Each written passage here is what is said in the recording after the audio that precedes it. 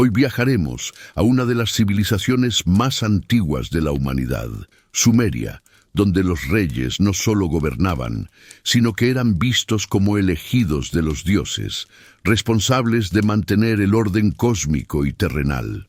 Vamos a descubrir cómo era realmente la vida de un rey sumerio, desde su palacio hasta sus rituales sagrados, desde la guerra hasta las fiestas, desde las decisiones políticas hasta sus noches de descanso.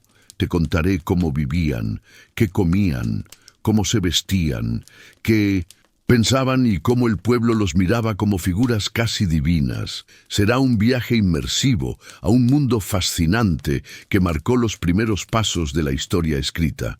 Así que, antes de empezar, te invito a dejar tu like, suscribirte al canal y escribirme en los comentarios desde dónde me estás viendo y qué hora es allá. Y ahora sí, vamos a comenzar esta historia. En la vasta planicie de Mesopotamia, donde los ríos Tigris y Éufrates serpenteaban creando tierras fértiles en medio de un entorno hostil, surgió una de las civilizaciones más trascendentes de la humanidad, Sumeria. Allí, entre canales de riego, templos de adobe y muros protectores, se gestó una de las ideas más poderosas que marcaría para siempre la historia política del mundo. La figura del rey no nació de manera inmediata, ni como una institución plenamente definida, sino como el resultado de siglos de transformaciones sociales, religiosas y económicas. Comprender cómo aparecieron los primeros monarcas sumerios nos obliga a sumergirnos en los orígenes de las ciudades-estado, en el peso espiritual de los templos y en la forma en que los hombres de aquel tiempo empezaron a creer que la autoridad no era simplemente humana, sino un reflejo del mandato divino. Las primeras comunidades sumerias surgieron hacia el cuarto milenio antes de nuestra era, cuando la agricultura intensiva y el control de las aguas exigieron formas más complejas de organización. La construcción de canales, la repartición de cosechas, la defensa contra tribus nómadas o ciudades rivales y la administración de ofrendas a los dioses fueron tareas que rebasaban la capacidad de los clanes familiares. Fue entonces cuando las aldeas crecieron hasta convertirse en auténticas ciudades, cada una con su propio templo central dedicado a una deidad protectora. Estas ciudades como Uruk, Ur, Lagash, Nippur o Kish no eran meras concentraciones de casas, eran entidades políticas y religiosas, completas, cada una con su identidad, su dios patrono y su complejo de sacerdotes y funcionarios que gestionaban la vida diaria. En este escenario, el poder estaba inicialmente en manos de los sacerdotes, quienes dirigían la economía y la religión desde los templos. El templo era mucho más que un lugar de culto. Representaba el corazón de la ciudad y funcionaba como centro económico, social y político. Allí se almacenaban los excedentes agrícolas, se organizaban talleres de artesanos, se registraban las transacciones en tablillas de arcilla y se realizaban ceremonias para mantener el favor de los dioses. El sacerdote principal en sus orígenes era la figura de mayor autoridad. Sin embargo, el constante peligro de ataques externos y la necesidad de defender los recursos llevaron a que surgiera un liderazgo militar temporal. Estos caudillos, conocidos en la tradición como Lugal, palabra que literalmente significa gran hombre, eran elegidos en tiempos de crisis para guiar al pueblo en la guerra. Con el tiempo, muchos de ellos comenzaron a perpetuar su poder incluso en tiempos de paz, hasta consolidarse como reyes permanentes. Este proceso de transición del gobierno teocrático al monárquico no fue uniforme ni inmediato. En algunas ciudades, el poder de los templos se mantuvo fuerte durante siglos, mientras que en otras, los reyes lograron imponerse con mayor rapidez. Lo que sí resultó común en toda Sumeria fue la necesidad de legitimar ese nuevo poder mediante la religión. El rey no podía ser visto como un simple guerrero o administrador. Debía ser aceptado como un representante de los dioses en la tierra. Así nació la concepción del monarca sumerio como mediador entre lo humano y lo divino, un ser elegido por los dioses para mantener el orden, la justicia y la prosperidad. No se trataba de un dios encarnado, como más tarde ocurriría en Egipto, sino de un hombre al que los dioses habían concedido el mando como un favor o como parte de su plan cósmico. Los primeros reyes sumerios aparecen mencionados en la célebre Lista Real Sumeria, un documento redactado siglos después que mezcla hechos históricos con elementos míticos. En esa lista se afirma que la realeza descendió del cielo y se estableció primero en Eridu, una de las ciudades más antiguas de Sumer. A partir de allí, el poder habría pasado de ciudad en ciudad, como si fuera un don divino que los dioses otorgaban temporalmente a cada urbe. Aunque los historiadores actuales reconocen que esta narración contiene elementos legendarios, refleja bien la mentalidad sumeria.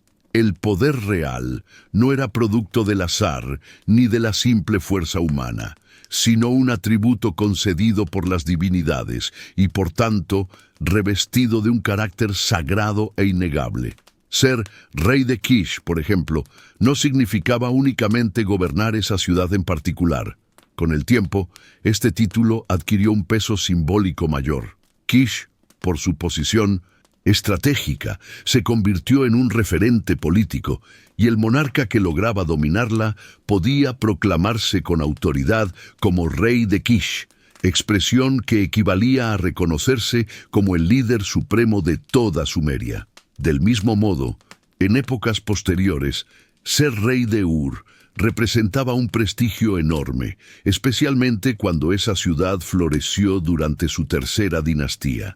El título no era solo un nombre, sino una proclamación de hegemonía y legitimidad, un sello de grandeza que convertía al monarca en figura central del destino colectivo de los sumerios. Los templos y los palacios, en consecuencia, debían convivir en un delicado equilibrio. El palacio real se fue transformando en un espacio de poder político y militar, pero nunca pudo desligarse del templo, pues la religión era la base misma de la legitimidad del soberano. Muchos reyes construían o ampliaban templos para mostrar su piedad y reforzar su autoridad. De hecho, una de las tareas más destacadas de los monarcas era restaurar los santuarios dañados y dedicar estatuas a las deidades, como prueba de que cumplían con su deber de intermediarios. La propaganda política en Sumeria pasaba, en gran medida, por demostrar que el rey era el escogido de los dioses y que gracias a su mandato la ciudad gozaba de prosperidad y protección divina. Algunos nombres de aquellos primeros reyes han llegado hasta nosotros envueltos en un halo de leyenda. Etana de Kish, por ejemplo, es recordado como el pastor que ascendió al cielo y consolidó todas las tierras extranjeras. Según la tradición, voló en el lomo de un águila en busca de la planta de la fertilidad. Más allá de lo fantástico, lo que refleja esta historia es la idea de que el rey tenía una misión cósmica vinculada no solo a la defensa de su pueblo, sino al mantenimiento del equilibrio universal. Otro ejemplo es Gilgamesh, el célebre rey de Uruk, cuya figura ha llegado a nosotros en la epopeya que lleva su nombre. Aunque probablemente existió como monarca histórico hacia el 2700 antes de Cristo, la tradición lo transformó en un héroe semidivino, capaz de dialogar con los dioses y desafiar a la muerte. Estos relatos no eran simples cuentos, sino parte fundamental de la visión sumeria sobre lo que significaba reinar. El prestigio de las primeras dinastías también se reflejaba en sus conquistas y en la capacidad de extender su influencia sobre otras ciudades. El poder en Sumeria nunca fue completamente centralizado. Las ciudades-estado competían entre sí y cambiaban las alianzas con frecuencia. Sin embargo, cada vez que un rey lograba imponerse sobre varias de ellas, trataba de dejar constancia de su grandeza en inscripciones, estelas y construcciones monumentales. Era una forma de perpetuar su memoria y al mismo tiempo de convencer a su pueblo de que su reinado había sido bendecido por los dioses. Los reyes no solo gobernaban el presente, sino que buscaban inscribir su nombre en la eternidad, confiando en que las generaciones futuras recordarían su papel en la historia sagrada de Sumeria. De este modo, la figura del rey en la antigua Sumeria fue una construcción gradual, nacida de la necesidad práctica y consolidada gracias a la fuerza de la religión. No era únicamente un guerrero ni un administrador, sino el depositario de una misión trascendental: garantizar la armonía entre los hombres y los dioses. El pueblo lo veía como un puente indispensable entre ambos mundos, alguien que podía escuchar la voz de los dioses y al mismo tiempo atender las súplicas de los mortales. Esa dualidad, a medio camino entre lo humano y lo sagrado, definió los primeros pasos de la monarquía en la historia de la humanidad y marcó para siempre la manera en que los hombres entendieron el poder. Dentro de las murallas de una ciudad sumeria, el palacio real se alzaba como símbolo visible de poder. Aunque los templos seguían siendo el centro espiritual, el palacio era la manifestación material de la autoridad política y militar del monarca.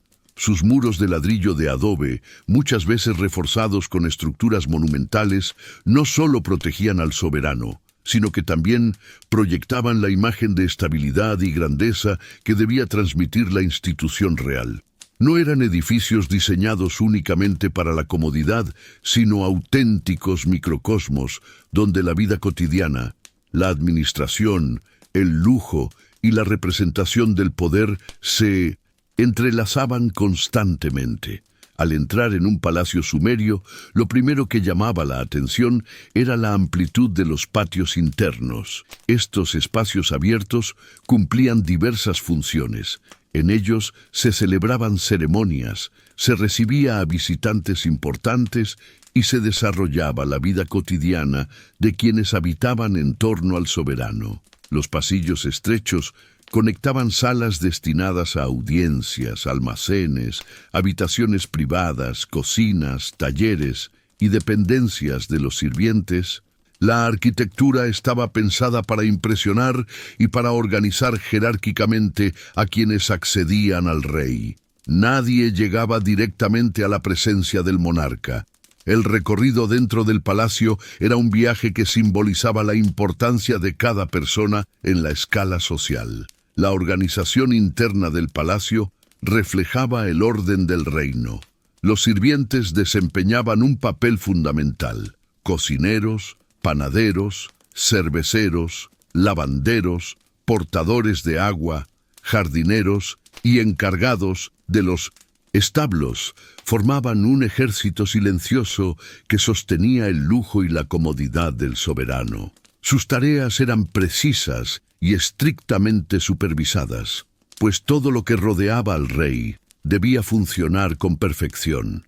Había quienes se dedicaban únicamente al cuidado de los objetos preciosos, desde joyas hasta vasos de metal o piedras semipreciosas, pues la riqueza material era parte esencial de la imagen de autoridad.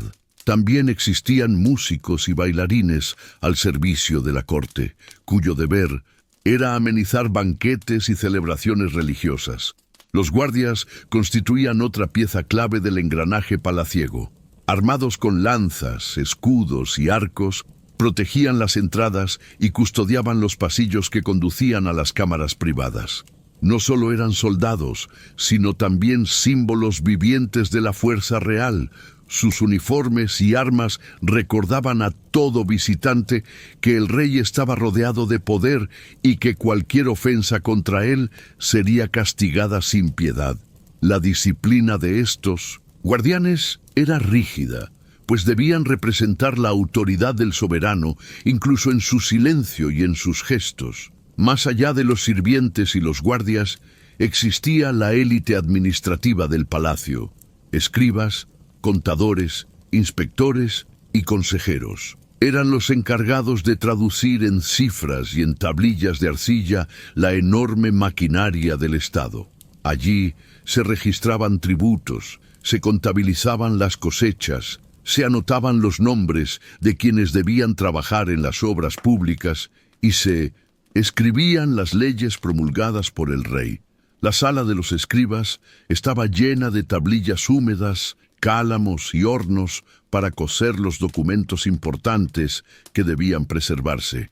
Cada cifra, cada decisión, cada tratado era cuidadosamente anotado, porque la escritura era la herramienta que daba permanencia al poder real. Sin estos funcionarios, el rey no habría podido gobernar, pues su voz necesitaba convertirse en registro duradero para llegar a todos los rincones del reino.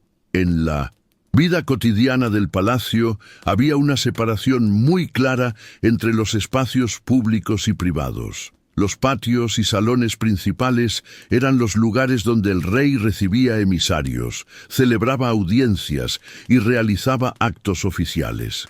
Estos espacios estaban decorados con relieves, estatuas y objetos preciosos que recordaban las victorias militares o los favores divinos. El trono se ubicaba en un lugar elevado, de manera que cualquiera que se acercara debía sentir físicamente la superioridad del soberano. No era un asiento común, sino un símbolo de la conexión entre lo humano y lo divino. El suelo podía estar cubierto de alfombras o tapices, y las paredes, aunque de adobe, solían adornarse con estandartes o figuras que representaban a los dioses protectores de la ciudad. Las salas privadas, en cambio, estaban reservadas para el descanso del monarca y de su familia. Allí, lejos de la mirada de los funcionarios, el rey podía relajarse, aunque incluso en estos espacios el lujo era evidente. Camas de madera tallada, perfumes, aceites aromáticos, utensilios de metal precioso y tejidos finos formaban parte del mobiliario cotidiano. La intimidad del soberano, sin embargo, nunca estaba completamente libre de la política, pues incluso en esos espacios se desarrollaban intrigas, conversaciones con consejeros de confianza o reuniones discretas con emisarios que no debían ser vistos en público. Uno de los momentos más significativos de la rutina palaciega eran las audiencias. El rey no solo era un guerrero o un sacerdote, sino también un juez y administrador. Desde su trono escuchaba las súplicas de comerciantes, campesinos o jefes de clanes que acudían en busca de justicia o favores. La manera en que se resolvían estas audiencias variaba según la importancia del caso. Algunos eran tratados en público, como demostración de imparcialidad, mientras que otros se resolvían en privado, cuando la diplomacia o los intereses políticos lo exigían. La presencia del monarca era siempre solemne, rodeada de escribas que tomaban nota de las decisiones y guardias que recordaban la gravedad de cada palabra pronunciada en esa sala. Recibir a emisarios extranjeros era otro aspecto fundamental de la vida palaciega. Cuando llegaban representantes de otras ciudades o de regiones lejanas, se desplegaba un protocolo cuidadosamente diseñado para exaltar la grandeza del rey sumerio. Los emisarios eran conducidos a través de pasillos decorados hasta llegar a la sala del trono, donde debían inclinarse o presentar ofrendas antes de hablar. El rey escuchaba rodeado de consejeros, y cada gesto suyo era interpretado como una señal de aceptación, rechazo o advertencia. Estos encuentros eran mucho más que simples conversaciones diplomáticas. Eran representaciones teatrales del poder, donde se reforzaba la idea de que el monarca era el centro de un orden que trascendía lo humano.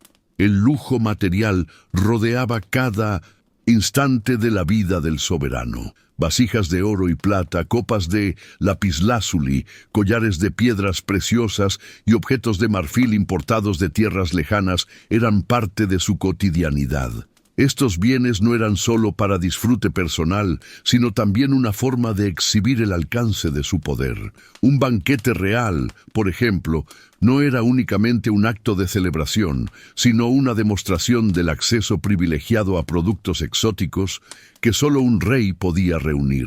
La abundancia de carne, cereales, cerveza y vino, servidos en vajillas lujosas, confirmaba ante los invitados que la prosperidad del reino estaba garantizada gracias a la protección divina concedida al monarca.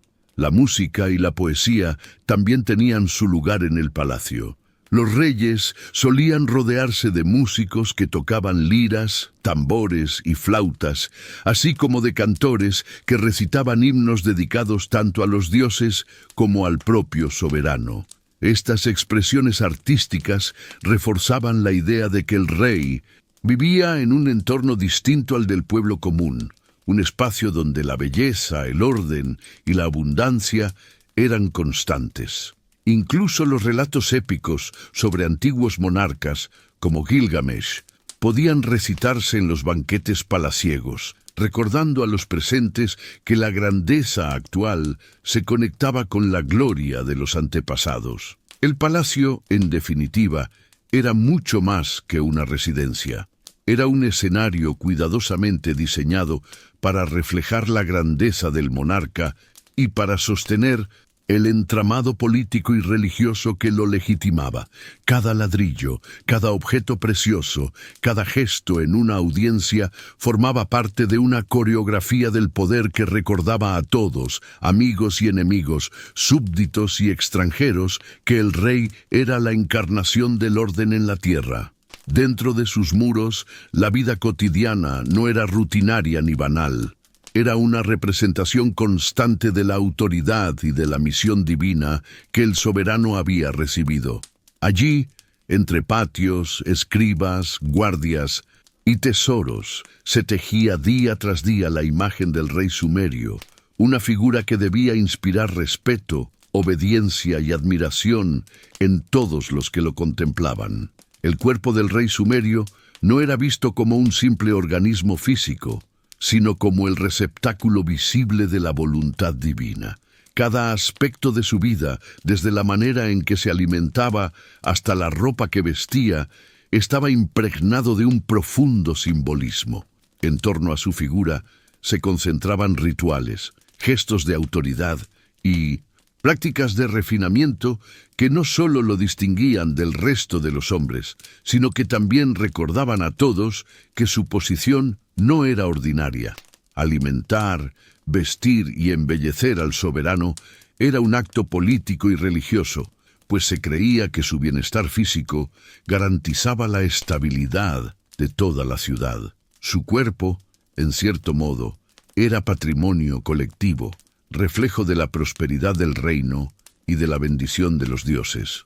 La alimentación del rey constituía uno de los aspectos más cuidados de la vida palaciega.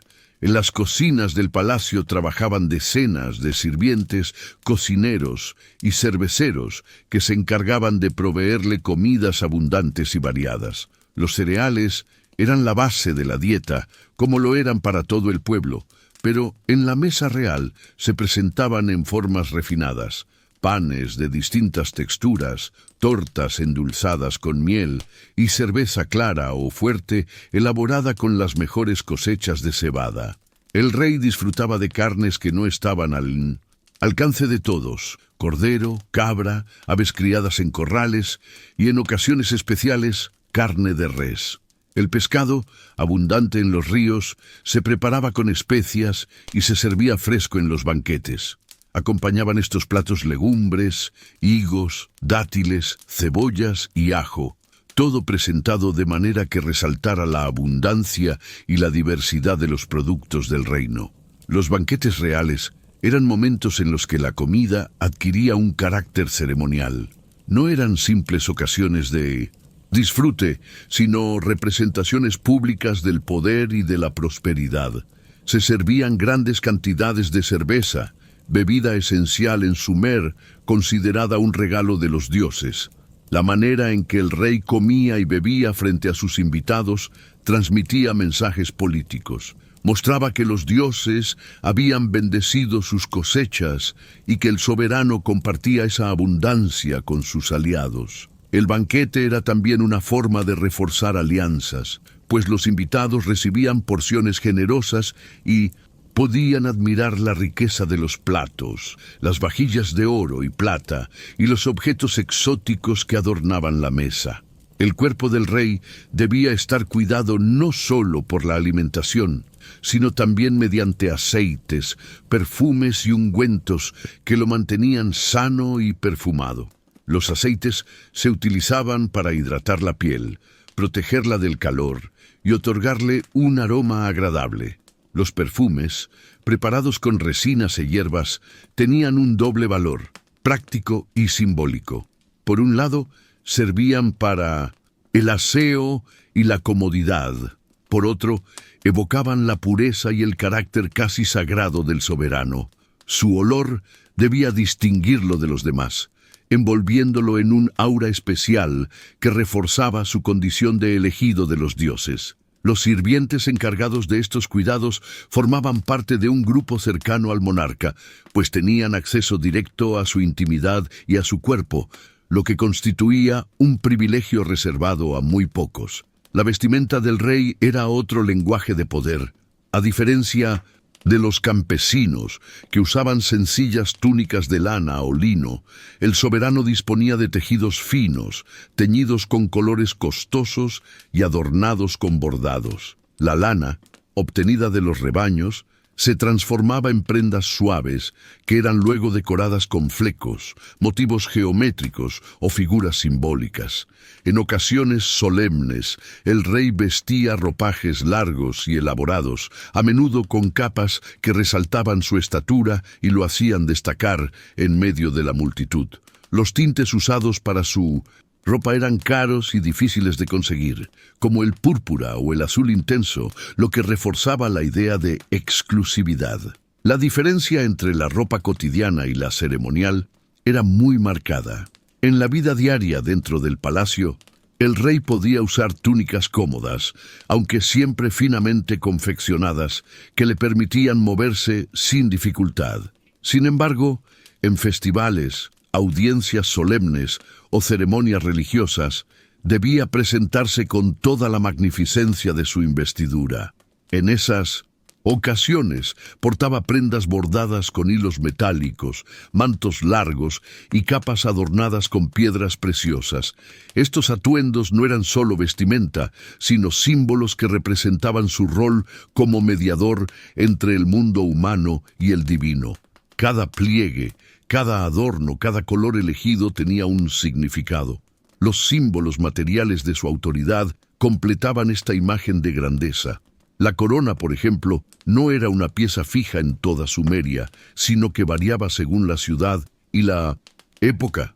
Podía consistir en un tocado de oro, un casco decorado o un sombrero ceremonial, pero en todos los casos representaba la conexión directa con los dioses. Colocarse la corona era asumir públicamente la misión sagrada del poder.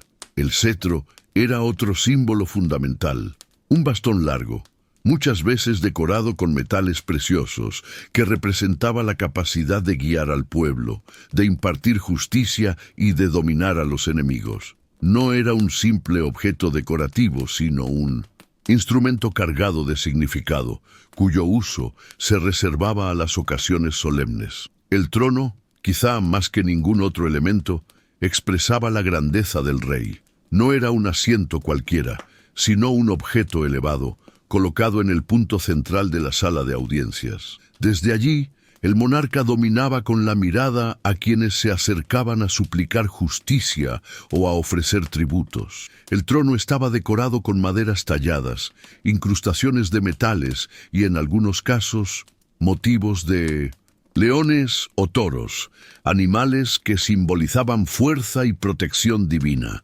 Sentarse en él era encarnar la continuidad del orden cósmico, recordando que la palabra del rey no era solo humana, sino que tenía el peso de lo sagrado. Las joyas completaban la imagen del soberano, collares de lapislázuli traídos de Afganistán, brazaletes de oro, pendientes elaborados con turquesas y piedras exóticas adornaban su cuerpo en ceremonias públicas. Estas piezas no eran simples adornos, sino testimonio de la red de intercambios que el rey controlaba y del acceso privilegiado a materiales que ningún ciudadano común podía poseer. Cada joya contaba una historia de riqueza, de comercio y de poderío. Al mismo tiempo, reforzaban la imagen del monarca como ser excepcional, diferente, rodeado de esplendor. Los anillos y sellos cilíndricos que llevaba en sus manos también tenían gran importancia.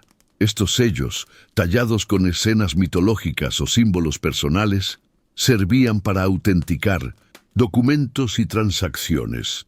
El sello real no solo representaba autoridad, sino que dejaba impresa en arcilla la marca indeleble del monarca, un recordatorio material de su presencia incluso cuando no estaba físicamente allí. Así, el cuerpo del rey extendía su influencia más allá de los muros del palacio, llegando a todos los rincones del reino a través de esos símbolos. Cada banquete, cada ceremonia, cada aparición pública del rey estaba cuidadosamente pensada para reforzar su imagen. Comer en exceso no era visto como un defecto, sino como prueba de abundancia. Vestir de manera espléndida no era vanidad, sino la materialización de su papel como mediador de los dioses. Usar perfumes y aceites no era mero lujo, sino señal de pureza y distinción. Sentarse en el trono o sostener el cetro no eran actos cotidianos, sino gestos cargados de un profundo significado político y religioso. Todo su cuerpo, desde la cabeza coronada hasta los pies adornados con sandalias finas, era un espectáculo de poder. El cuerpo del rey sumerio entonces no le pertenecía solo a él. Era un cuerpo público, cargado de símbolos, sostenido por sirvientes, rodeado de lujo y constantemente expuesto como reflejo de la prosperidad del pueblo. En su carne se proyectaba la imagen de la divinidad, en sus vestidos se expresaba la grandeza del reino, en sus gestos se afirmaba la continuidad del orden universal. Cuidarlo, alimentarlo, embellecerlo y rodearlo de esplendor no era un capricho, sino una necesidad política y espiritual. Por eso, cada detalle de su apariencia y cada objeto que lo acompañaba formaban parte del complejo tejido de significados que convertían a un hombre en rey, y al rey en el centro mismo de la vida sumeria. En la antigua Sumeria, el poder del rey no se sostenía únicamente en sus ejércitos ni en la riqueza de sus palacios. La legitimidad fundamental de su autoridad provenía de los dioses, y por eso su vida estaba profundamente entrelazada con lo sagrado. No era un sacerdote común, pero tampoco podía separarse del mundo ritual. Su figura encarnaba la unión entre lo humano y lo divino, y en cada gesto ceremonial se recordaba que su gobierno existía gracias a la voluntad de las deidades. Así, los rituales no eran simples actos religiosos, sino escenarios en los que se reafirmaba el pacto entre el cielo y la tierra, un pacto del que dependía la prosperidad de toda la ciudad-estado. Entre los rituales más importantes se encontraban los sacrificios. El rey debía presentarse en los templos y entregar ofrendas en nombre de todo su pueblo. Podían ser animales, productos agrícolas, metales preciosos o estatuillas votivas. Cada sacrificio tenía un propósito específico: obtener buenas cosechas, asegurar la victoria en la guerra, aplacar la ira de una deidad o agradecer por la abundancia recibida. Aunque los sacerdotes eran los encargados de realizar el acto técnico del sacrificio, la presencia del rey confería al ritual un poder especial. Era él quien mostraba que la comunidad reconocía su dependencia de los dioses, y era su imagen la que quedaba asociada al cumplimiento de esos deberes. Un sacrificio sin la participación del monarca podía interpretarse como incompleto, pues era a través de él que se consolidaba la relación entre divinidades y seres humanos. Uno de los momentos culminantes del calendario religioso era el Festival del Año Nuevo, celebrado en 1907 en ciudades como Uruk y Babilonia, aunque en Sumeria ya se observaban festividades similares mucho antes. Durante estos días, la ciudad se transformaba en un escenario de renovación cósmica. Se creía que, en el inicio de cada ciclo, el orden del mundo debía ser reafirmado, y el rey tenía un papel central en esa tarea. Participaba en procesiones, encabezaba sacrificios y, en ocasiones, debía someterse a ritos simbólicos que recordaban su subordinación a los dioses. Algunos relatos señalan que incluso podía ser despojado de sus insignias reales durante breves momentos, para que quedara claro que su poder no era propio, sino un préstamo divino renovado año tras año. Cuando volvía a recibir su corona y su cetro, el pueblo entendía que el pacto con los dioses había sido restablecido y que la ciudad continuaría bajo protección. El llamado matrimonio sagrado era otro de los rituales más fascinantes y cargados de simbolismo. En este acto, el rey representaba al dios pastor, Dumuzi, mientras que una sacerdotisa encarnaba a la diosa Inanna, divinidad del amor y la fertilidad. A través de una unión ritual, se buscaba garantizar la fertilidad de la tierra, la abundancia de los rebaños y la prosperidad de la comunidad. No era una ceremonia privada, sino un evento cargado de solemnidad, seguido por cantos, himnos y festejos populares. La unión del rey con la diosa, representada por la sacerdotisa, confirmaba que la ciudad estaba en armonía con las fuerzas de la naturaleza y con el orden divino. La cosecha del año, el crecimiento de los animales y la salud de las familias dependían, en el imaginario colectivo, de que el monarca cumpliera fielmente con este ritual. El rey también debía prestar atención constante a los presagios. En la mentalidad sumeria, nada ocurría por azar. Los dioses hablaban a través de señales que podían aparecer en el cielo, en el vuelo de las aves, en las entrañas de los animales sacrificados o en fenómenos naturales extraordinarios. Los adivinos y sacerdotes eran expertos en interpretar estas señales, pero el rey debía escuchar sus informes con atención y decidir qué acciones emprender. Si un eclipse se consideraba anuncio de desgracia, podía ordenar un ritual expiatorio. Si se observaba un cometa, podía disponer sacrificios para aplacar a los dioses. Cada decisión vinculada a los presagios era vital, porque un error en la interpretación podía traer consecuencias nefastas para todo el pueblo. El soberano entonces cargaba con la responsabilidad de tomar decisiones que no solo tenían un carácter político, sino también cósmico.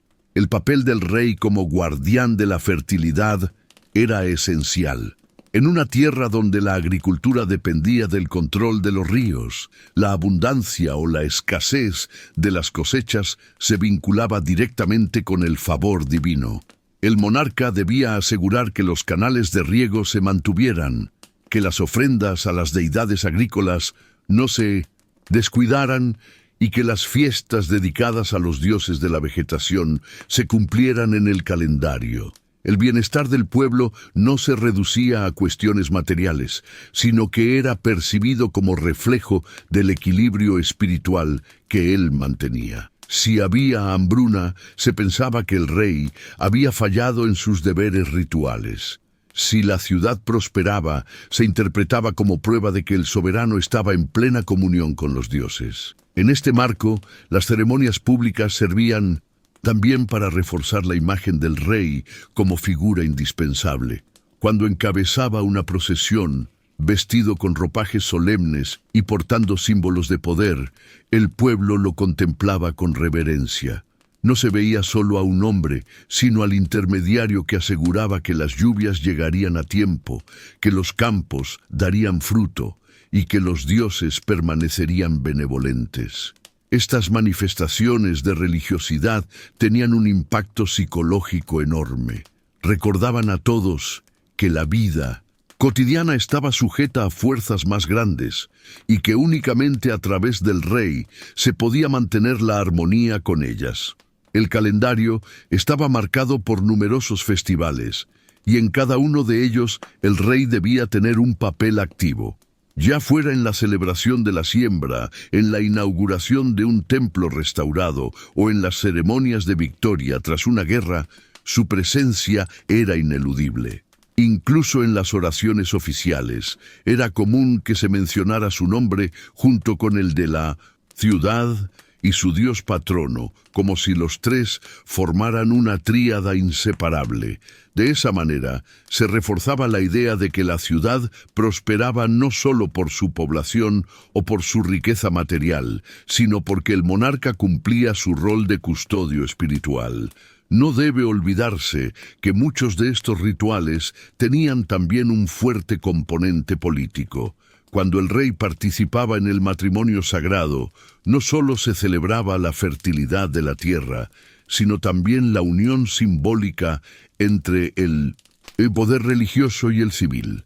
Cuando encabezaba sacrificios por la victoria, no solo agradecía a los dioses, sino que recordaba al pueblo que su reinado estaba legitimado por los triunfos en el campo de batalla. Cada ceremonia era, al mismo tiempo, un acto de devoción y una estrategia de propaganda. Los dioses eran honrados, sí, pero también se reforzaba la idea de que el soberano era indispensable para mantener la estabilidad. En este sentido, el rey vivía bajo una enorme presión. No podía descuidar su papel religioso sin arriesgarse a perder la confianza del pueblo. Cada sequía, cada peste, cada derrota militar podía interpretarse como un signo de que los dioses estaban descontentos, y el primero en ser responsabilizado era el monarca. Su vida estaba marcada por la constante obligación de demostrar que cumplía con sus deberes rituales, y que el favor divino seguía acompañando a la ciudad. De esta manera, la vida religiosa del rey sumerio era un entramado complejo de sacrificios, festivales, matrimonios sagrados y lecturas de presagios, todo con el fin de renovar año tras año el pacto entre lo divino y lo humano. Cada rito recordaba al pueblo que su soberano no era un hombre común, sino el garante de la fertilidad, de la abundancia y del bienestar general. Y cada gesto del monarca, desde la entrega de una ofrenda hasta la participación en un banquete ritual, reforzaba la convicción de que, gracias a él, los dioses seguían protegiendo la frágil existencia de las ciudades sumerias en medio de las imprevisibles aguas del Tigris y el Éufrates. En la antigua Sumeria, la figura del rey no se limitaba a los templos ni a los palacios. Había un ámbito en el que su papel se volvía decisivo y visible ante todos: la guerra. Ser monarca en aquellas ciudades-estado significaba, inevitablemente, ser también jefe militar. No se concebía un reinado desligado del deber de defender las murallas, expandir las fronteras y garantizar la seguridad de los canales y campos de cultivo. El soberano debía mostrarse como un pastor del pueblo, pero también como un guerrero capaz de empuñar las armas cuando las circunstancias lo exigían. Los ejércitos sumerios, aunque primitivos en comparación con fuerzas posteriores de la historia, tenían un grado notable de organización. No eran simples grupos de campesinos armados, sino contingentes estructurados en divisiones con mandos intermedios y disciplina. La mayoría de los soldados eran hombres libres de la ciudad que en tiempos de paz se dedicaban a la agricultura o al comercio, y en tiempos de conflicto eran convocados para alistarse. También existían cuerpos de soldados permanentes, financiados por el palacio, que garantizaban una fuerza disponible en todo momento.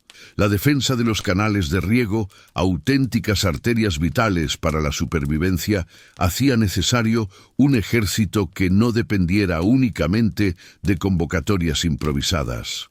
Las armas empleadas por estos guerreros reflejaban tanto la inventiva como las limitaciones tecnológicas de la época. Las lanzas y jabalinas eran fundamentales, junto con arcos de madera reforzada y flechas con puntas de bronce. Las espadas aún no se habían generalizado, pero sí se utilizaban dagas y cuchillos en los combates cercanos. El arma emblemática era la maza, símbolo de fuerza y poder, que además tenía un fuerte contenido ritual. El rey solía ser representado empuñándola, como metáfora de su capacidad para aplastar a los enemigos. Los carros de guerra, rudimentarios y tirados por onagros o asnos, permitían cierta movilidad en el campo de batalla y se convirtieron en emblema del poderío militar. Aunque no eran veloces, imponían respeto y otorgaban al monarca un aura de magnificencia cuando se presentaba en el frente. La estrategia militar combinaba fortificaciones defensivas con ofensivas planificadas. Las murallas de las ciudades eran el primer escudo, construidas con adobe y reforzadas con torres. En caso de guerra, el rey organizaba salidas para hostigar al enemigo, enviaba destacamentos a cortar suministros y podía ordenar asedios prolongados contra ciudades rivales. La guerra no siempre consistía en grandes batallas campales. En muchas ocasiones se trataba de un desgaste lento, de la toma de campos de cultivo, de la desviación de canales de riego o de la captura de aldeas periféricas. El rey debía ser un estratega, no solo un guerrero, pues sabía que la supervivencia de su ciudad dependía de un control preciso de los recursos. El papel del monarca en estas campañas era central. No se mantenía al margen, sino que encabezaba al ejército, al menos en la representación oficial. Los himnos y crónicas lo mostraban como el primero en atacar y el último en retirarse, imagen que reforzaba su autoridad y su conexión con los dioses. Si bien es posible que, en la práctica, delegara tareas tácticas en sus generales, lo importante era que el pueblo lo percibiera como un héroe en el campo de batalla. El rey debía encarnar el coraje colectivo y demostrar que estaba dispuesto a arriesgar su vida por el bienestar de la ciudad.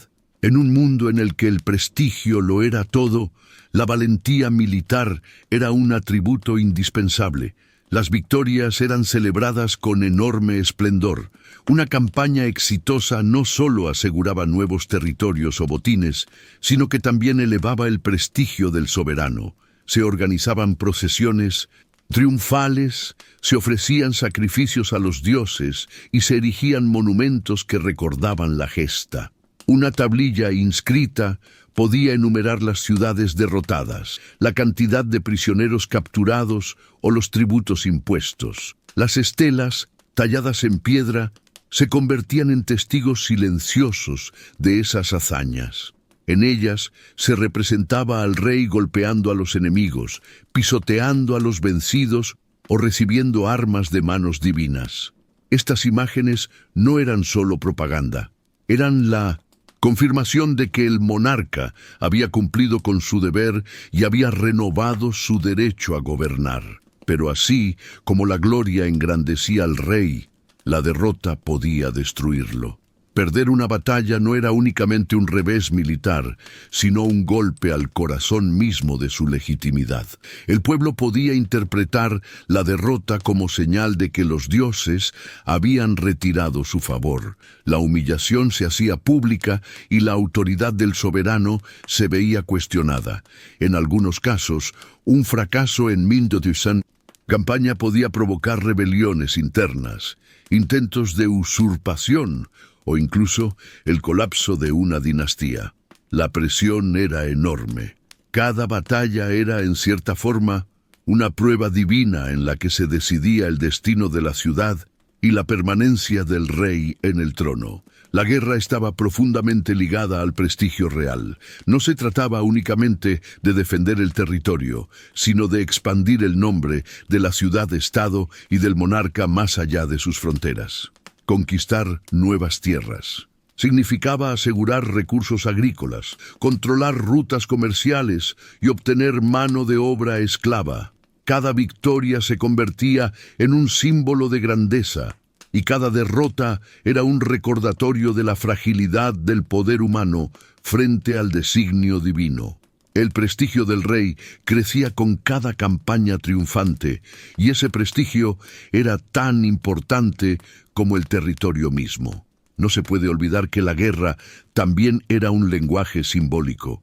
Cuando el rey marchaba con sus tropas, no lo hacía solo para tomar tierras, sino para demostrar al mundo que su ciudad estaba viva y fuerte. Una expedición militar era una manera de enviar un mensaje a los vecinos. La autoridad del soberano era real. Sus dioses estaban con él, y cualquier intento de desafío sería castigado con dureza. En ese sentido, el campo de batalla era tanto un escenario militar como un teatro político, en el que se representaba el poderío del monarca. Las inscripciones dejadas tras las campañas cumplían un rol crucial. En un mundo donde la memoria se transmitía por tablillas de arcilla y monumentos tallados, dejar constancia de una victoria era asegurarse de que las generaciones futuras recordaran al rey como un guerrero victorioso. Estas inscripciones no se limitaban a relatar hechos, estaban llenas de fórmulas religiosas y de alabanzas a los dioses, presentando cada conquista como voluntad divina ejecutada a través del monarca. La propaganda se entretejía con la religión, reforzando el vínculo inseparable entre guerra, prestigio y legitimidad. En la iconografía, el rey era mostrado como vencedor absoluto. No había espacio para la duda ni para la derrota. Las estelas representaban enemigos humillados, cuerpos arrodillados y dioses que otorgaban armas celestiales al soberano. La realidad del campo de batalla podía haber sido mucho más caótica y difícil, pero lo importante era que la memoria oficial quedara grabada con la imagen del monarca como guerrero invencible. Así, incluso en tiempos de dificultades, la propaganda servía para mantener viva la idea de que el rey seguía siendo elegido de los dioses y garante del destino de la ciudad.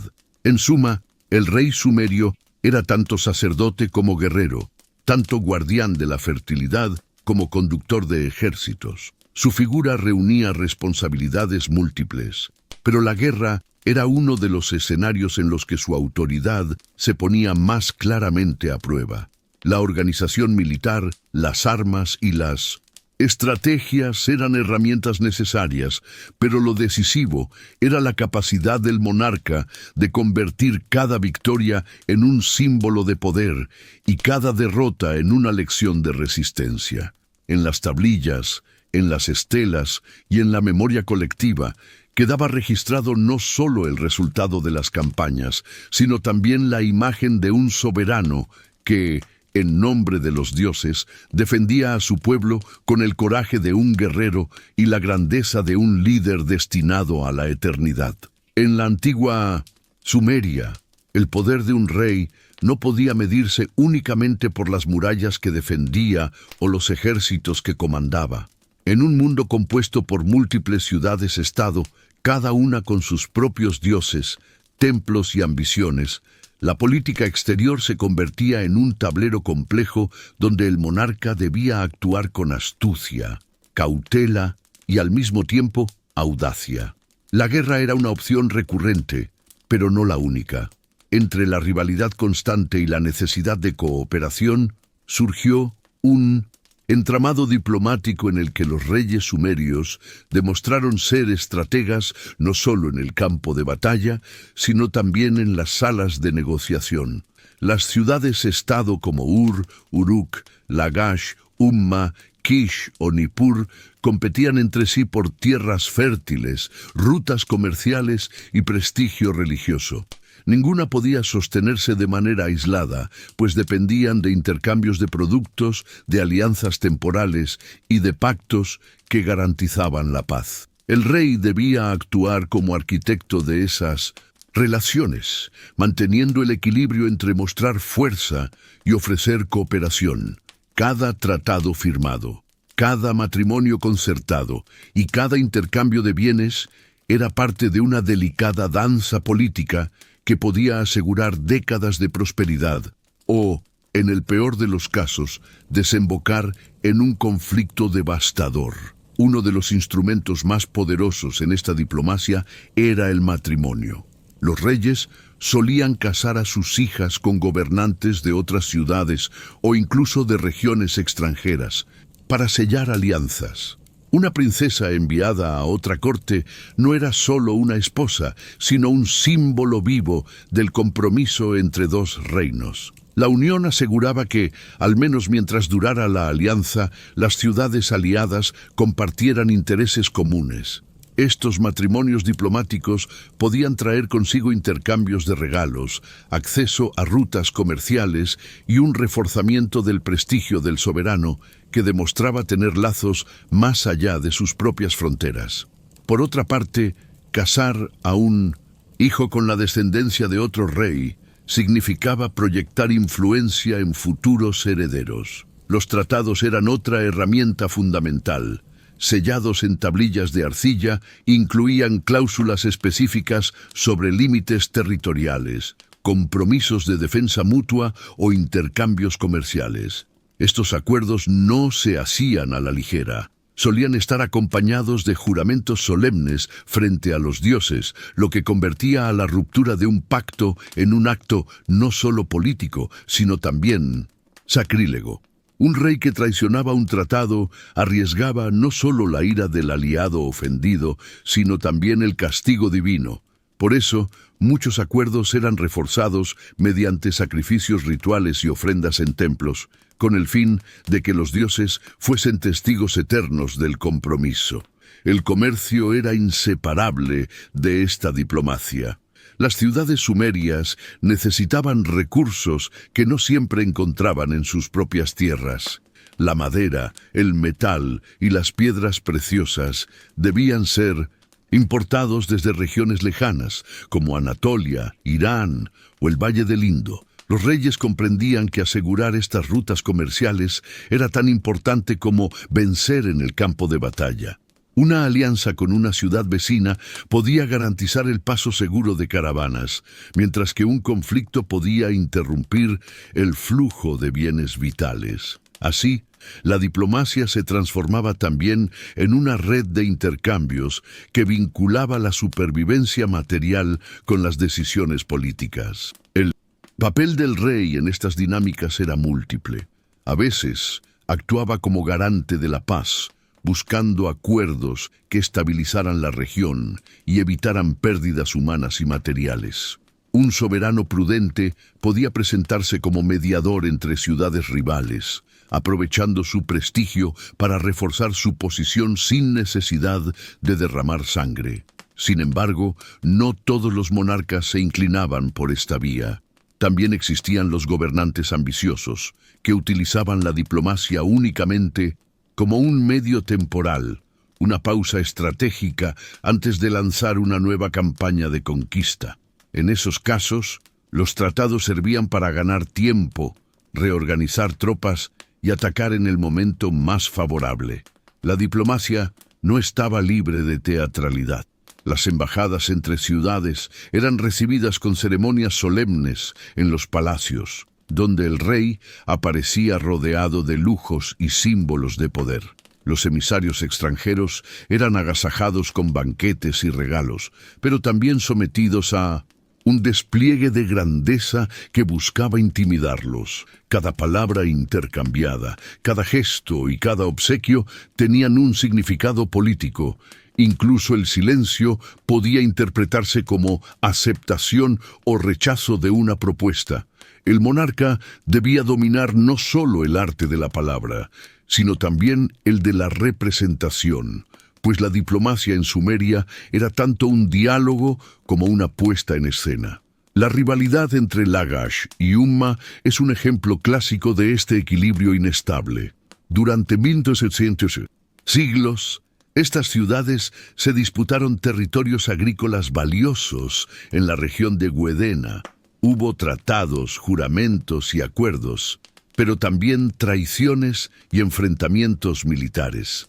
Los reyes de ambas ciudades buscaron legitimar sus reclamos mediante inscripciones, presentándose como defensores de la justicia y acusando al rival de violar pactos sagrados. Este caso demuestra cómo la política exterior sumeria oscilaba constantemente entre la diplomacia y la guerra, entre la cooperación y la enemistad abierta. Los intercambios comerciales también servían como plataforma para proyectar prestigio.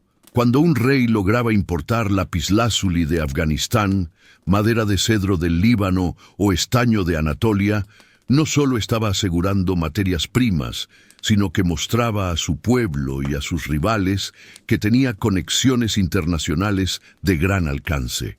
Los objetos exóticos que se acumulaban en los palacios eran pruebas tangibles de esas alianzas y funcionaban como propaganda del éxito diplomático del monarca. Tener en el tesoro real piedras brillantes y maderas aromáticas era tan importante como poseer nuevas tierras conquistadas. El equilibrio entre paz y guerra era delicado. Un rey demasiado belicoso podía agotar a su población, exponer la ciudad a represalias y provocar resentimientos duraderos. Por otro lado, un monarca excesivamente pacífico corría el riesgo de ser visto como débil y vulnerable, lo que podía invitar a los rivales a atacarlo. El desafío consistía en combinar diplomacia y fuerza de manera estratégica, alternando tratados con campañas, alianzas con demostraciones militares. En ese juego, el prestigio era tan valioso como los recursos materiales, porque un rey con fama de hábil negociador y poderoso guerrero tenía más posibilidades de mantener a raya a sus enemigos. El rey era, por tanto, un equilibrista entre múltiples papeles: protector de la paz, arquitecto de alianzas, defensor de tratados y, al mismo tiempo, líder dispuesto a la conquista cuando las circunstancias lo favorecían. Su éxito en la política exterior se reflejaba en la prosperidad de la ciudad, en la seguridad de sus canales y en la abundancia de su mercado. Un error, en cambio, podía llevar al colapso de alianzas, al aislamiento comercial y a la ruina económica. En definitiva, la política exterior en Sumeria era un escenario donde se mezclaban las ambiciones, los temores y la necesidad de sobrevivir en un entorno fragmentado y competitivo. El rey, en ese espacio, no era simplemente un gobernante local, sino un actor en una red amplia de ciudades interconectadas por la diplomacia, el comercio y, a veces, la guerra. Su capacidad para tejer alianzas, para consolidar tratados y para proyectar poder más allá de sus murallas definía tanto su reinado como las batallas libradas en los campos. Y, sobre todo, cada pacto sellado, cada matrimonio concertado y cada caravana que llegaba a salvo era una prueba de que el monarca había sabido manejar con sabiduría las tensiones de un mundo en el que la paz era siempre frágil, pero también profundamente valiosa. En la antigua Sumeria, la autoridad del rey no se limitaba a los templos, los palacios o los campos de batalla. Había otro terreno donde su figura adquiría un peso fundamental: la justicia. Para los sumerios, el orden no era solo cuestión de mantener murallas en pie o canales en funcionamiento, sino también de garantizar que la vida cotidiana estuviera regida por normas claras y que los conflictos se resolvieran de manera equitativa. En este contexto, el rey era visto como garante supremo de la justicia, aquel que representaba en la tierra el equilibrio y la voluntad de los dioses. Sin justicia, su poder carecería de legitimidad. Con ella, se convertía en la personificación del orden divino. Los primeros códigos legales del mundo nacieron en Mesopotamia, y aunque el más famoso fue el de Hammurabi, después en Babilonia, en Sumeria ya existían colecciones de leyes y decretos que reflejaban cómo los reyes regulaban la vida social. Textos como las leyes de Ur-Nammu o Lipit Ishtar aunque posteriores al periodo sumerio clásico, se inscriben en una tradición más antigua. La idea de que la palabra del rey podía convertirse en ley escrita y que esa ley debía ser conocida por todos. Los decretos reales buscaban no solo resolver problemas concretos, sino también proyectar la imagen del soberano como protector de los débiles y defensor de la justicia. El proceso de creación de leyes no era arbitrario. Los reyes se apoyaban en consejos de sabios, sacerdotes y escribas que recopilaban costumbres, registraban precedentes y sugerían disposiciones. Sin embargo, la decisión final emanaba del monarca. Cuando un rey promulgaba un decreto, éste adquiría fuerza sagrada porque se creía que había sido inspirado por los dioses. La justicia no era concebida como un simple mecanismo humano, sino como reflejo del orden cósmico. Así, cada tablilla legal tenía un peso simbólico inmenso. Era un testimonio de que los dioses habían confiado al rey la misión de gobernar con rectitud. El sistema judicial estaba compuesto por jueces que actuaban en nombre del soberano. Estos magistrados, designados por el palacio, resolvían disputas locales, escuchaban testimonios y dictaban sentencias. Sin embargo, en casos de gran importancia o cuando las partes no aceptaban un fallo, la apelación podía llegar directamente al rey. En ese momento su palabra se volvía definitiva. No había instancia superior a su juicio, porque se asumía que él era el último intérprete de la justicia divina. En ocasiones, el monarca presidía audiencias públicas donde escuchaba reclamos, reforzando así su imagen como gobernante accesible y protector. Los escribas desempeñaban un papel central en este entramado legal. Eran ellos quienes registraban los decretos, copiaban las leyes y redactaban las sentencias. Con su cuneiforme transformaban la palabra hablada en documentos permanentes que podían consultarse en el futuro. Gracias a su trabajo, la justicia no dependía únicamente de la memoria, sino que adquiría un carácter estable y duradero. Además, los escribas eran guardianes de la precisión. Debían registrar los casos con detalle para evitar ambigüedades. Sin ellos, el sistema legal sumerio no habría podido consolidarse. La administración de justicia estaba íntimamente vinculada con la burocracia. Los burócratas del palacio controlaban registros de propiedades, contratos, herencias, deudas y tributos. Muchos conflictos legales surgían precisamente de disputas sobre tierras o préstamos, y la existencia de un aparato administrativo permitía resolverlos con base en documentos. En ese sentido, la burocracia no era un mero ejercicio de control económico, sino una herramienta esencial para sostener la legalidad. Cada tablilla conservada en los archivos del palacio representaba una garantía de orden, una prueba escrita que podía ser utilizada en un juicio. Los casos jurídicos de la época reflejan la complejidad de la sociedad sumeria. Había disputas por herencias, conflictos comerciales, problemas relacionados con matrimonios o esclavitud. En algunos de ellos, la intervención del rey era decisiva.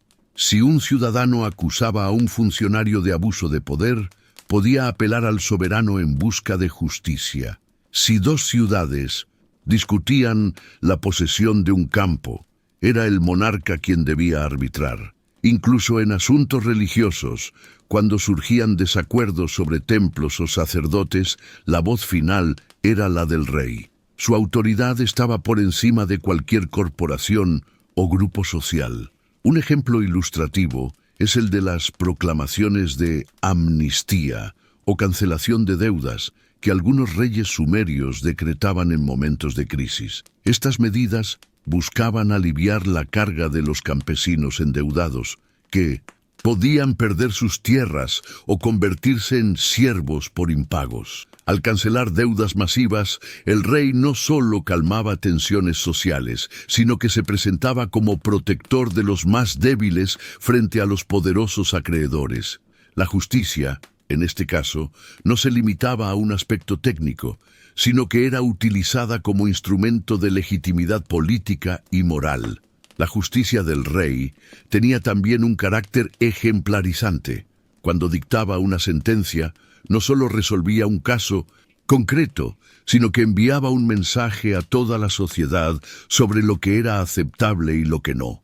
Castigar a un ladrón, condenar a un funcionario corrupto o proteger a una viuda eran actos que trascendían el ámbito individual.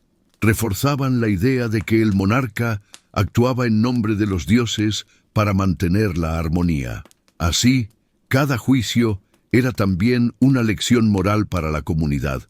La relación entre autoridad legal y moral se reflejaba en la manera en que los reyes se describían a sí mismos en inscripciones y estelas. No bastaba con decir que eran poderosos en la guerra, debían mostrarse también como justos.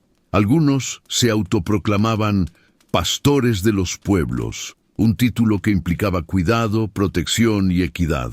Otros destacaban haber defendido a huérfanos y viudas, presentándose como garantes de la justicia social.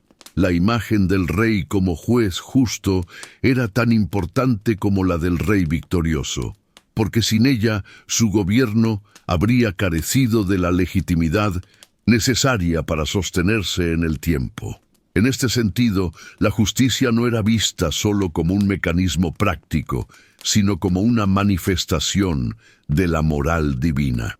El pueblo creía que los dioses observaban cada decisión del rey y que lo juzgarían por la manera en que ejercía su poder judicial. Si el soberano actuaba con equidad, la ciudad prosperaría. Si era corrupto o injusto, los dioses retirarían su favor. Por eso, la administración de justicia era también un ejercicio espiritual, un recordatorio constante de que el poder humano estaba sometido a un orden superior. En conclusión, el rey sumerio desempeñaba un papel central en la justicia y la administración. Sus decretos se convertían en ley. Sus jueces actuaban en su nombre, sus escribas registraban cada decisión y sus burócratas mantenían en orden los asuntos cotidianos. La justicia no era un campo aislado, sino un reflejo directo del poder real y de su conexión con lo divino. Cada sentencia, cada decreto y cada caso resuelto reforzaban la idea de que el monarca no era solo un gobernante temporal, sino el depositario de la voluntad de los dioses. Y en ese delicado equilibrio entre autoridad legal y moral, se construía la base de su legitimidad, asegurando que su voz resonara no solo en los palacios y tribunales, sino en la conciencia de toda la sociedad sumeria. Aunque la vida del rey sumerio estaba marcada por la religión, la guerra y la diplomacia, también existía un ámbito que era profundamente humano, su familia. En los palacios de Ur, Uruk, Lagash o Kish, la existencia privada del monarca estaba rodeada de rituales, simbolismo y al mismo tiempo de emociones que hoy podríamos reconocer como universales. Las relaciones familiares del rey no solo afectaban su vida personal, sino que tenían consecuencias directas en la política, la sucesión y la estabilidad de la ciudad-estado. En Sumeria, lo privado y lo público se entrelazaban de manera inextricable, y el monarca debía navegar con cuidado entre el afecto, la estrategia y la obligación. Las esposas del rey ocupaban un lugar central en la corte.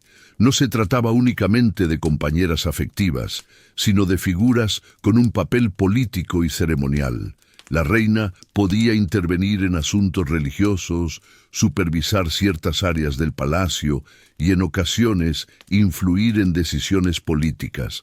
Su prestigio y su influencia dependían tanto de su habilidad para mantener la armonía en la familia real como de su capacidad para dar herederos varones, esenciales para asegurar la continuidad dinástica. La maternidad era un acto cargado de significado. Cada hijo legítimo era visto como un vínculo con la divinidad y un posible garante del futuro del reino. El harén real, aunque a menudo malinterpretado, era un espacio complejo y jerárquico. Estaba compuesto por esposas secundarias, concubinas y sirvientas que formaban parte de la vida íntima del rey. Cada mujer tenía un rango y un rol definido, y los lazos entre ellas podían ser tanto de solidaridad como de rivalidad. El harén no era solo un lugar de placer, era un núcleo de influencia política y social. Las concubinas podían actuar como intermediarias para ciertos asuntos, y en ocasiones sus hijos competían por la herencia y el favor del monarca, generando intrigas que podían extenderse hasta los pasillos del poder. Los hijos del rey recibían una educación cuidadosamente planificada. Los príncipes eran instruidos en lectura y escritura cuneiforme, matemáticas, astronomía y religión, así como en el manejo de la administración y la guerra. Desde temprana edad, aprendían que su futuro no pertenecía únicamente a ellos, sino a la ciudad-estado y a los dioses. Su formación incluía entrenamiento militar, prácticas ceremoniales y lecciones de estrategia política. Cada actividad tenía un propósito: prepararlos para asumir la responsabilidad de gobernar y mantener la continuidad del linaje. Las hijas, por su parte, podían ser instruidas en el manejo de ciertos rituales religiosos y en habilidades necesarias para cumplir roles diplomáticos o ceremoniales. La vida familiar, sin embargo, estaba lejos de ser tranquila. Las intrigas palaciegas eran frecuentes.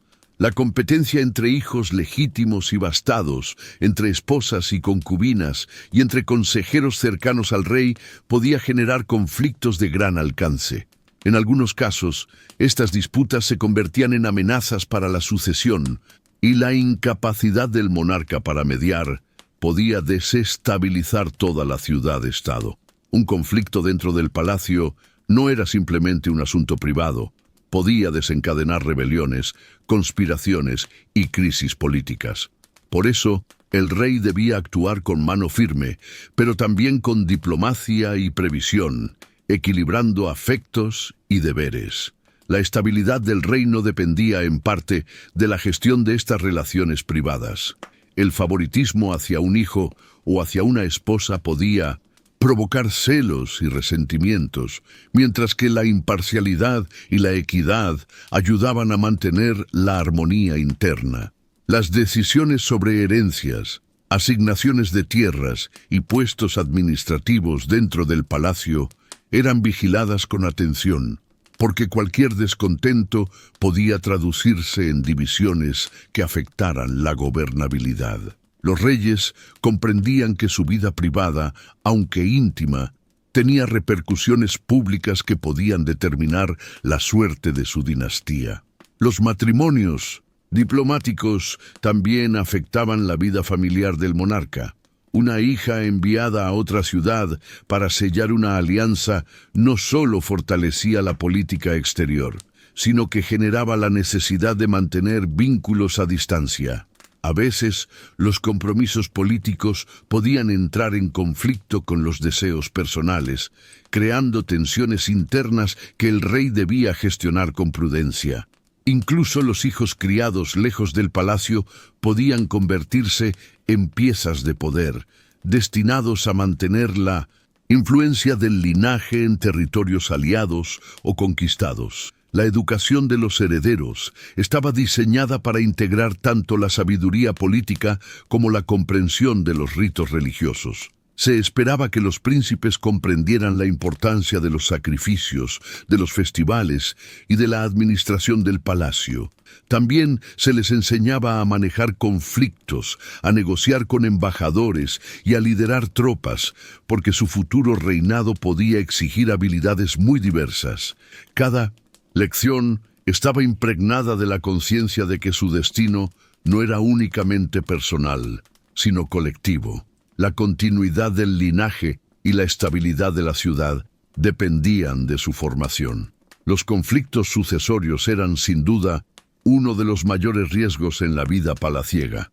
La muerte de un monarca podía desencadenar luchas entre hermanos, hijos de distintas esposas o facciones dentro del palacio. Estas rivalidades eran más que simples disputas familiares. Podían provocar guerras internas, debilitando la posición de la ciudad frente a enemigos externos. Algunos reyes intentaban evitar esto mediante designaciones explícitas del heredero, rituales de coronación anticipada o acuerdos con consejeros y sacerdotes para garantizar la aceptación pública del sucesor. Aún así, la intriga y la ambición humana rara vez podían eliminarse por completo. La vida privada del rey también estaba marcada por la exposición pública. Sus acciones, decisiones y relaciones eran observadas de cerca por cortesanos, escribas, funcionarios y a través de rumores por el pueblo.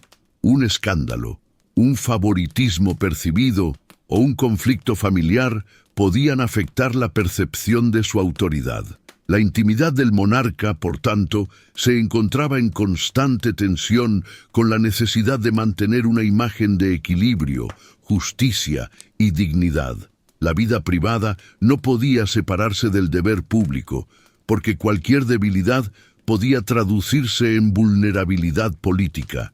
En este contexto, la humanidad del rey se convertía en un elemento de gestión política. Su afecto hacia ciertos miembros de la familia, su capacidad de mediar entre esposas, hijos y concubinas, y su habilidad para planificar la sucesión eran esenciales para la estabilidad de la ciudad-estado.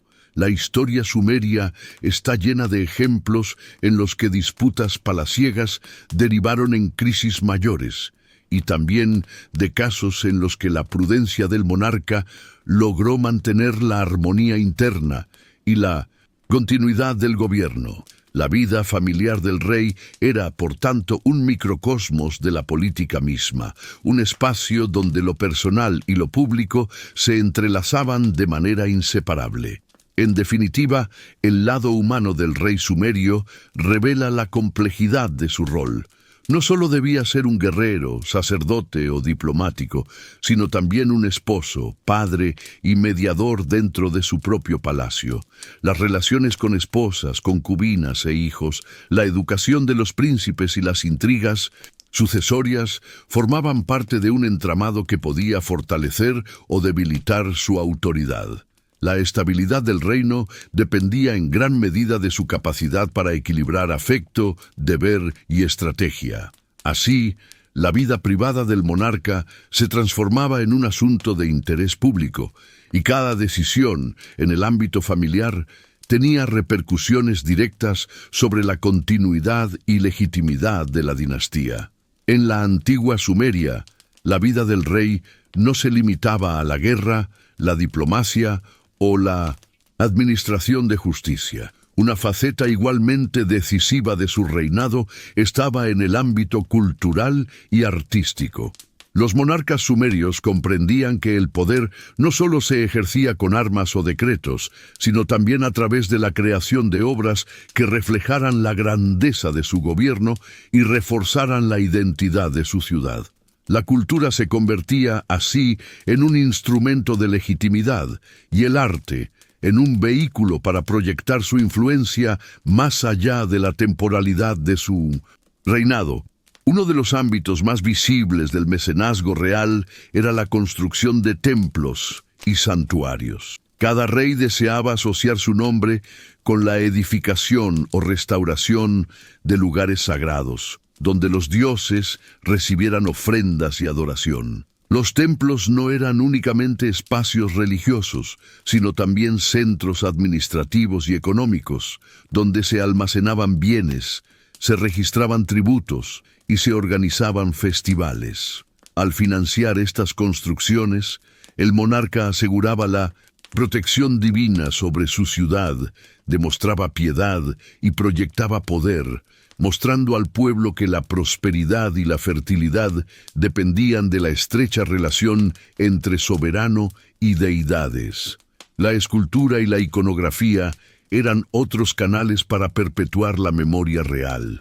Los reyes encargaban estatuas de ellos mismos, a menudo representados en actitudes de devoción frente a los dioses o en escenas de victoria sobre enemigos.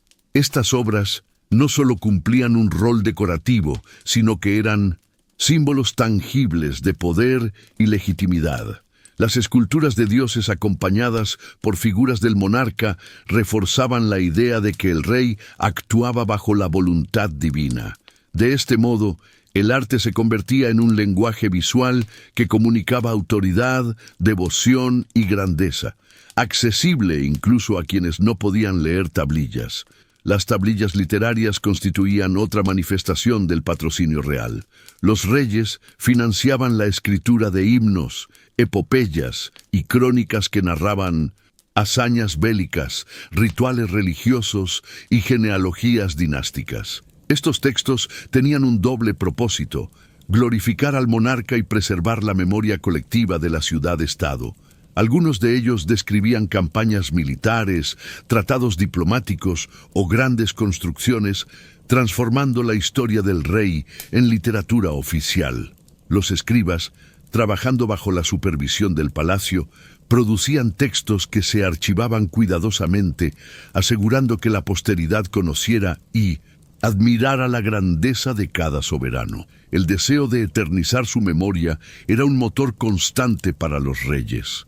Desde la inscripción de nombres en los ladrillos de los templos hasta la elaboración de monumentos con relieves y esculturas, todo estaba pensado para que su reinado perdurara en la memoria de las generaciones futuras. Esta preocupación por la posteridad no era únicamente vanidad.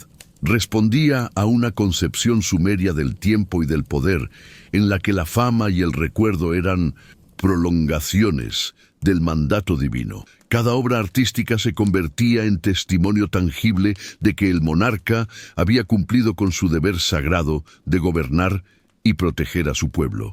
El impacto en la identidad cultural de Sumeria fue profundo. Gracias a la iniciativa de los reyes, la ciudad-estado desarrolló una tradición artística y literaria que aún hoy nos permite comprender su mundo. Los templos, estelas y tablillas no solo documentaban la historia política, sino que también transmitían valores, creencias y aspiraciones colectivas. La figura del rey se entrelazaba con la cultura misma. Al apoyar la producción artística, aseguraba que su ciudad fuera reconocida por su riqueza espiritual y material, consolidando un sentido de identidad compartida entre los habitantes. Los monumentos erigidos por los reyes servían además como instrumentos de propaganda. Un palacio adornado con relieves de victoria, un templo con inscripciones de piedad o una estela con escenas de sacrificio mostraban al pueblo la imagen de un monarca competente, devoto y generoso. Cada obra debía impresionar y educar a los ciudadanos, reforzando la percepción de que su soberano no solo dominaba la política y la guerra, sino también el espíritu y la cultura de la ciudad. En este sentido, el arte era inseparable del poder. Cada escultura, cada inscripción y cada tablilla contribuían a la construcción de la autoridad real. El patrocinio cultural también incluía música, literatura y ceremonias públicas. Los festivales religiosos y las procesiones contaban con canciones, himnos y recitales que exaltaban al rey y su relación con los dioses. Los textos poéticos podían narrar la creación del mundo, la genealogía de los dioses y la ascensión del monarca, integrando historia, religión y política en un mismo discurso. Esta interconexión fortalecía la legitimidad del rey, porque presentaba su figura como centro de un universo ordenado por la voluntad divina. Además, la promoción del arte y la escritura incentivaba la formación de artesanos, escultores y escribas, creando un ecosistema cultural sostenido por la corte. Estos profesionales no solo producían obras para el rey, sino que también transmitían conocimientos a nuevas generaciones. La educación artística y literaria se vinculaba así con la administración y la religión. consolidando una tradición que fortalecía la cohesión social y la identidad de la ciudad-estado. El mecenazgo real, por lo tanto, no solo servía para glorificar al monarca, sino también para consolidar un sentido de pertenencia y continuidad cultural. La escritura cuneiforme, patrocinada por el rey, permitió que se conservaran leyes, tratados, epopeyas y registros económicos. Esto transformó la cultura sumeria en una civilización con memoria histórica. Cada tablilla no solo documentaba hechos, sino que también proyectaba la visión del mundo del monarca, su entendimiento del orden divino, su concepto de justicia y su idea de prosperidad. Los reyes sumerios comprendían que dejar constancia escrita era un modo de trascender el tiempo, asegurando que su influencia perdurara mucho después de su muerte. En síntesis, el legado cultural y artístico de los reyes sumerios fue un pilar fundamental de su poder. Financiar templos, esculturas, tablillas literarias y monumentos era una manera de proyectar autoridad, devoción y prestigio. Su figura como mecenas consolidaba la identidad cultural de la ciudad-estado, integraba religión, política y arte, y buscaba eternizar su memoria. Cada obra reflejaba la ambición del monarca de ser recordado más allá de su reinado, convirtiéndose en un símbolo tangible de su legado y en un hilo que conectaba a su pueblo con las generaciones futuras. A través del arte y la escritura, los reyes sumerios no solo gobernaban, sino que construían un universo cultural que aún hoy nos permite vislumbrar su mundo y comprender la importancia de la cultura como herramienta de poder y memoria histórica. La vida de un rey sumerio, observada a través del lente de la historia, nos revela un equilibrio fascinante entre lo humano y lo divino, entre la ambición y la responsabilidad, entre la gloria y la vulnerabilidad. Ser monarca en la antigua Sumeria significaba asumir un rol que iba mucho más allá de la mera administración de la ciudad, de la conducción de ejércitos o de la recaudación de tributos. Implicaba convertirse en la encarnación misma del orden, en el punto de convergencia entre la voluntad de los dioses y las necesidades del pueblo. Esta dualidad, la tensión constante entre lo sagrado y lo terrenal, nos permite comprender que el poder no es solo un privilegio, sino también una carga. Cada decisión del soberano, cada decreto, cada campaña y cada ceremonia reflejaba no solo su capacidad de gobernar, sino también su responsabilidad moral ante la divinidad y ante los ciudadanos que dependían de su juicio. El rey sumerio era, en muchos sentidos, un puente entre mundos. Participaba en rituales religiosos, supervisaba la justicia, dirigía campañas militares, fomentaba la cultura y gestionaba la economía de la ciudad. Esta multiplicidad de roles evidencia que el poder no se concentraba únicamente en la fuerza o la riqueza, sino también en la legitimidad, en la capacidad de actuar con equilibrio y en la habilidad de proyectar autoridad mediante símbolos que todos podían reconocer. La corona, el cetro, el trono, los templos y las estelas no eran simples ornamentos, eran instrumentos para construir y comunicar la idea de un orden superior al que tanto el monarca como sus súbditos debían someterse. Al mismo tiempo, la fragilidad del poder sumerio se hacía evidente en cada aspecto de la vida real. Una derrota militar podía desestabilizar la autoridad del rey. Un conflicto sucesorio podía amenazar la continuidad de la dinastía y una mala administración podía generar escasez o descontento social.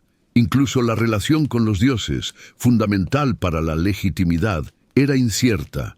Si los ritos no se cumplían correctamente, si la fertilidad de la tierra disminuía o si los presagios eran desfavorables, se interpretaba como desaprobación divina. El soberano debía, por tanto, navegar entre la percepción pública, la voluntad de los dioses y la realidad tangible de su entorno, consciente de que cada error podía tener consecuencias graves. Esta tensión constante entre grandeza y vulnerabilidad configura una dimensión humana de la monarquía que resulta sorprendentemente reconocible para nosotros, incluso miles de años después. El poder del rey sumerio se sostenía también en la cultura y la memoria. Financiar templos, esculturas, tablillas literarias y monumentos no solo buscaba glorificar su reinado, sino dejar un legado que trascendiera el tiempo. La escritura cuneiforme, las inscripciones y los relieves cumplían una función de preservación histórica y de proyección simbólica. El monarca aparecía como el ejecutor de la voluntad divina, el garante de la justicia y el protector del pueblo. Este deseo de eternidad no era un mero ejercicio de vanidad, sino un reconocimiento de que la memoria de la ciudad, de la civilización y de los dioses dependía de la constancia del liderazgo.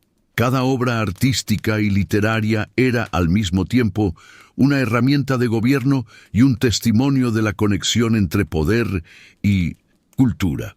Reflexionar sobre la vida de un rey sumerio nos permite también valorar la complejidad de las instituciones tempranas. La burocracia, los escribas, los jueces, los consejeros y los soldados no actuaban de manera aislada. Su existencia estaba subordinada a la autoridad del monarca, pero al mismo tiempo constituían la estructura que permitía que esa autoridad funcionara. Esto nos recuerda que el poder efectivo nunca reside únicamente en una persona, sino en el entramado social, cultural y administrativo que lo sostiene. El rey era el centro visible, pero el engranaje de la ciudad dependía de una red de roles interconectados, donde la cooperación, la obediencia y la experiencia técnica se combinaban para mantener la estabilidad del reino. Otro aspecto revelador es la dimensión ética del poder. La justicia, la administración de la ley y la protección del pueblo no eran tareas accesorias, constituían la esencia misma del reinado. Un gobernante que descuidara estos deberes se arriesgaba a perder legitimidad, apoyo social e incluso la aprobación divina. La moralidad, la equidad y la prudencia se entrelazaban con la autoridad política, y el éxito del rey dependía de su capacidad para equilibrar rigor y compasión. Esto nos permite comprender que desde sus orígenes, la idea de liderazgo incluía una dimensión ética, un recordatorio de que el poder es inseparable de la responsabilidad hacia los demás. La vida privada del rey, con sus esposas, concubinas, hijos y conflictos sucesorios, refuerza esta visión humanizadora. La intimidad del monarca no era solo un ámbito personal, tenía repercusiones políticas y sociales. Cada decisión familiar podía afectar la estabilidad del reino, y cada intriga palaciega podía desencadenar crisis de mayor alcance. Este entrelazamiento entre lo privado y lo público nos recuerda que el liderazgo efectivo exige habilidades sociales, diplomáticas y estratégicas, más allá del control militar o administrativo. La humanidad del rey sumerio emerge así como un elemento central de su autoridad, mostrando que la fortaleza del liderazgo depende tanto de la comprensión de los afectos como de la gestión del poder. Mirando hacia la actualidad, podemos identificar ecos de este modelo sumerio en nuestras propias sociedades.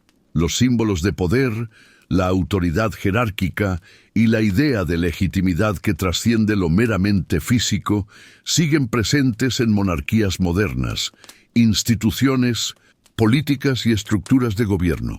La herencia sumeria no se limita a la escritura, el arte o la arquitectura. También está viva en nuestra concepción de liderazgo, justicia, diplomacia y cultura como herramientas de cohesión social. La fascinación por la memoria, la posteridad y la construcción de símbolos de autoridad tiene raíces profundas en tradiciones como la de Sumeria, que nos enseñan que gobernar implica tanto visión como responsabilidad.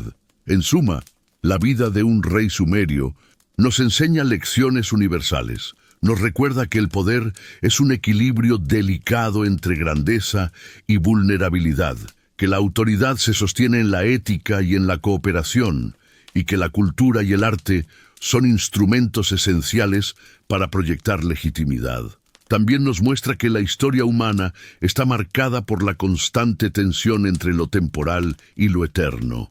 El monarca vive un tiempo limitado, pero su legado puede perdurar siglos gracias a su habilidad para conectar lo divino, lo político y lo humano.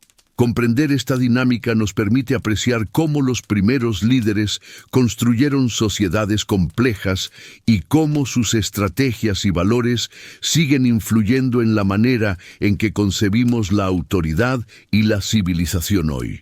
Finalmente, reflexionar sobre estos reyes nos invita a considerar la responsabilidad de quienes ejercen el poder en cualquier época.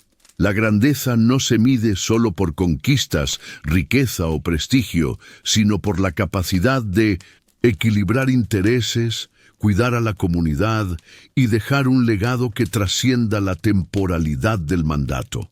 En el equilibrio entre lo humano y lo divino, entre la gloria y la carga del liderazgo, la historia sumeria nos ofrece un espejo en el que aún podemos contemplar las complejidades, desafíos y aspiraciones de la autoridad.